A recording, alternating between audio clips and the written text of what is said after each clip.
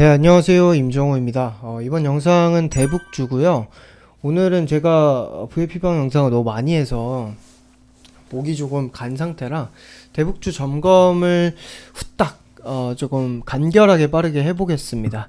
일단은 부산산업이 있는데 우리 철도주인데 박스 상단까지 현재 올라와서 뭐 수익에서 조금 약손실 정도로 요 정도 자리로 우리 요 자리에서 여기서 팔고 요 자리에 다시 샀죠.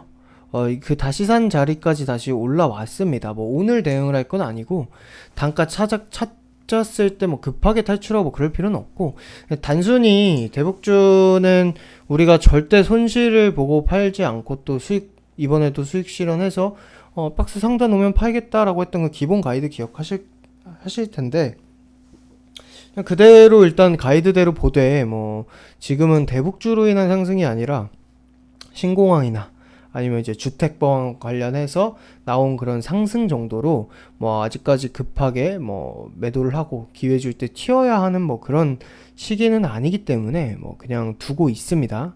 오늘은 일단 뭐 특별히 대응 없이 보유할 거고요.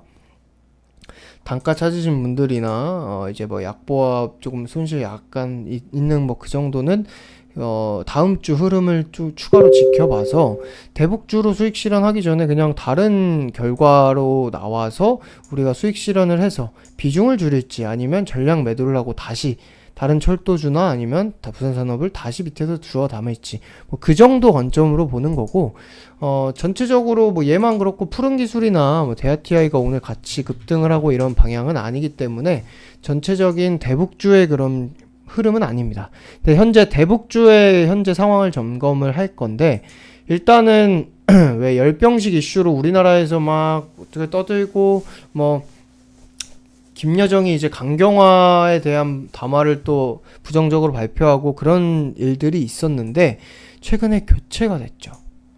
김여정 강경화 망언 두고두고 기억하고 계산하겠다라고 12월 9일 이렇게 얘기를 했었는데, 현재 강경화 외교장관 전격 교체 후임의 정의용. 자, 정의용 누구냐? 서훈과 함께 북한과의 이런 대화를 할 때 항상 껴있고 앞서 있는 사람입니다. 그러니까 결국에 문재인 정권에서 북한 소통 또는 북한 협상의 그러니까 1급 요원이라고 보시면 될 것 같아요. A급 요원. 늘상 정상회담 뭐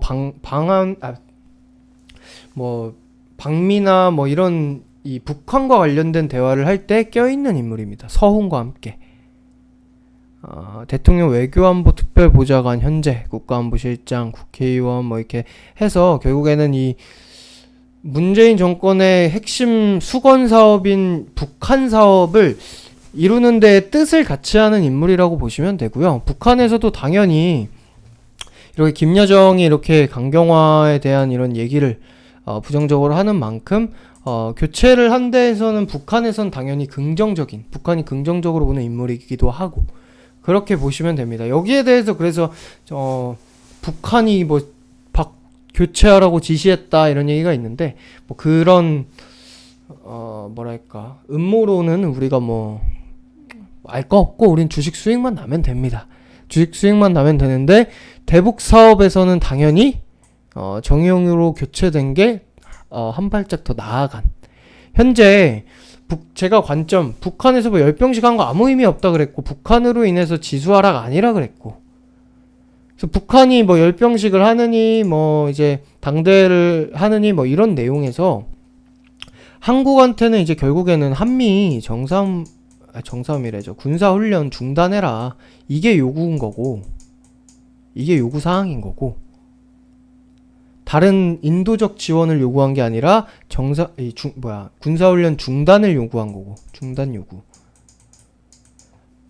한국은 어떻게든 뭐든 이뤄주려고 하고 있습니다. 거기서 지금 뭐 외교부는 뭐 북미 대화 조기 재개 이 얘기가 나오죠.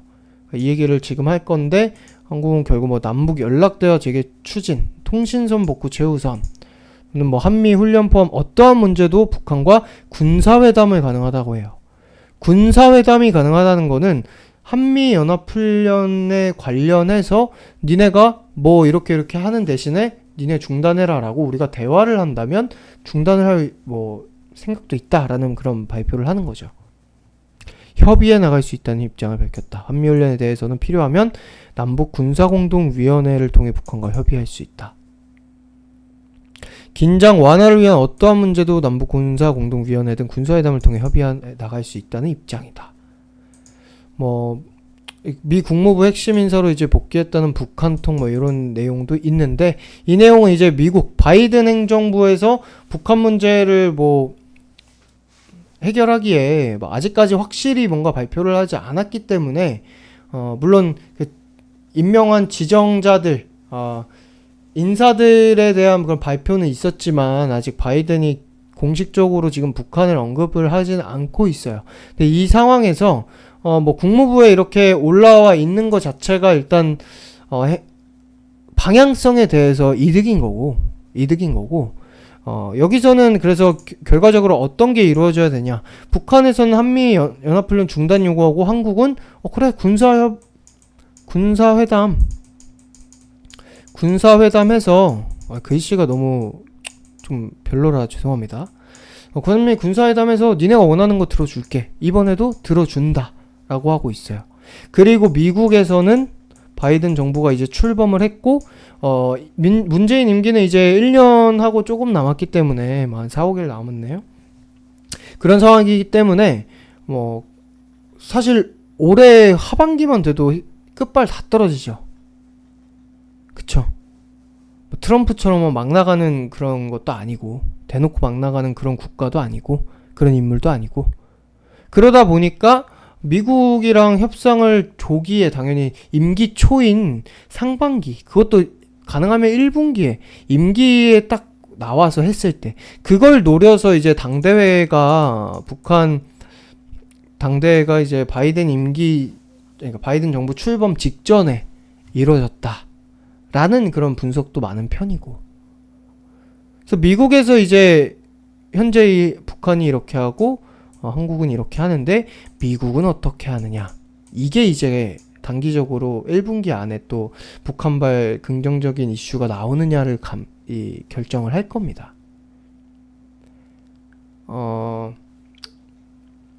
문정인 특보나 정세현 같이 문재인 대통령이 북한의 그 수건 사업을 이루기 위해 가장 자문을 많이 받는 그 두 인물 같은 경우는 이렇게 3월이면 끝난다라는 기사도 있더라고요.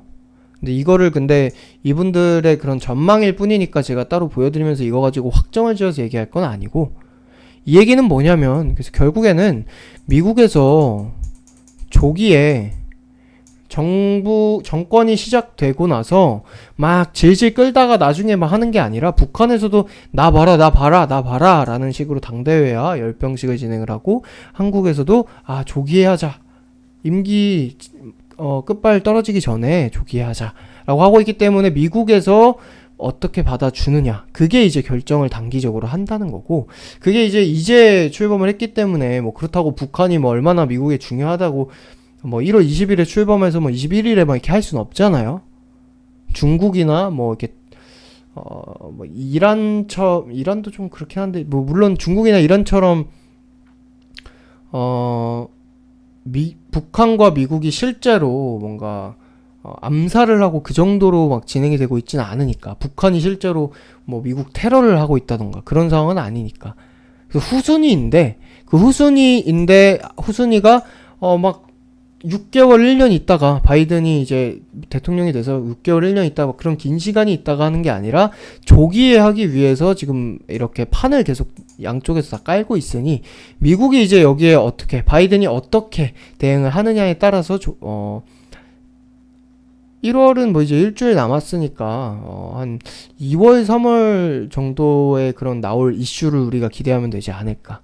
바이든 정부 정리하고 일단 당장의 파리 기후 재협약 재가입 이런 것들을 하고, 가장 먼저 하겠다는 그런 100일의 계획 이런 것들을 하고 하는 도중에 이제 조금씩 얘기가 나온다든지 그런 부분을 살펴보면 되겠고요. 기본적으로는 우리의 가이드는 달라진 게 없고, 근데 중간중간에 아난티도 잠깐 스키장 이슈 이런 걸로 쏜다든지 부산산업은 이런 식으로 개별로 나온다든지 하는 흐름을 보면서 일단 미 대선 전에 우리가 기대하던 그런 게 서프라이즈가 나오지 않았기 때문에 지금은 일단 이 연락사무소 호파로 눌리고 그 바닥을 치고 있으니 우리 단가가 여기 매수 대비하면은 농업주 제외한 철도 금강산은 눌려 있단 말이에요. 그리고 이제 부산산업만 올라온 거고. 그렇기 때문에 뭐 이런 기대를 한다고 가격 주는데 무조건 홀딩만 하고 뭐 그렇진 않을 겁니다. 그래서 기본 가이드처럼 이런 식으로 다른 재료로 올라온다면 기본적으로 수익 챙기고 근데 챙기는 게 전량을 챙기느냐 일부 남기느냐 챙기고 다시 보느냐 그냥 다 가지고 가느냐 이런 걸 결정하는 데에는 주가 변동을 조금 더 살펴보고 보겠다. 일단 부산산업 먼저 그렇게 하겠다라고 보시면 될 것 같습니다. 농업주 같은 경우는 우리 뭐 다 수익권이니까 농업바이오만 절반 이날 요 자리에서 챙겼고 수익권이니까 농업주는 뭐 편하게 따로 제가 이번에 곡물 사이클과 관련해서 챙겨주겠다고 말씀을 드렸고요. 그래서 최근에는 뭐 그냥 전체적인 원자재 가격보다는 뭐 옥수수 이런 가격들 조금 단기적인 흐름도 어떻게 나오는지 보고 있습니다. 얘가 뭐 이렇게 돌려서 또 고가 돌파로 슈퍼사이클이 나오면서 2012년 뭐 이런 13년 12년 그런 고가들을 넘어서기 시작한다면 근데 아직 거기까지 좀 멀었거든요. 이렇게 보여드릴게요. 네, 여기죠. 2012년 13년 여기 고가까지 아직 멀었기 때문에 사실 여기까지만 이렇게 올라오더라도 이어질 건데 이 흐름 보면서 제가 농업주는 따로 우리가 매매 대응을 할 거라서 그 농업주는 개별로 또 수익 실현을 해주는 거고 오늘 또 의미있게 이렇게 가격을 찾아준 뭐 부산산업도 기본 가이드에서 뭐 크게 달라진 건 없다. 이렇게 올라왔다고 해서 대북주로 올라온 것도 아닌데 찾았네? 그럼 대북주까지 기대해서 무조건 홀딩 이런 식으로 안 갈 거고요. 그러니까 우리 단가가 여기였으면은 그냥 홀딩해도 돼요. 근데 이 자리에서 그러니까 여기서 매도를 하고 다시 샀다가 요게 나온 거라서 다시 드린다면은 요 자리에서 드리는 거지. 지금 단가 찾았을 때 그냥 무조건 긍정적인 희망회로만 돌리면서 그렇게 매매를 하진 않을 겁니다. 그것만 인지하시면 될 것 같아요. 그래서 기본적으로 대북주와 관련한 현재 뭐 북한, 한국, 미국 그런 현 상황 그리고 진행 상황 정도 체크하시면 되고 종목 가이드 어떻게 되는지 체크를 이 종목 가이드는 기본적으로는 동일하되 농업주는 이번에 곡물 가격 상승과 관련해서 대북주 외로 개별로 대응을 한다. 그 정도만 인지하시면 되겠습니다. 네, 여기까지 하도록 할게요. 감사합니다.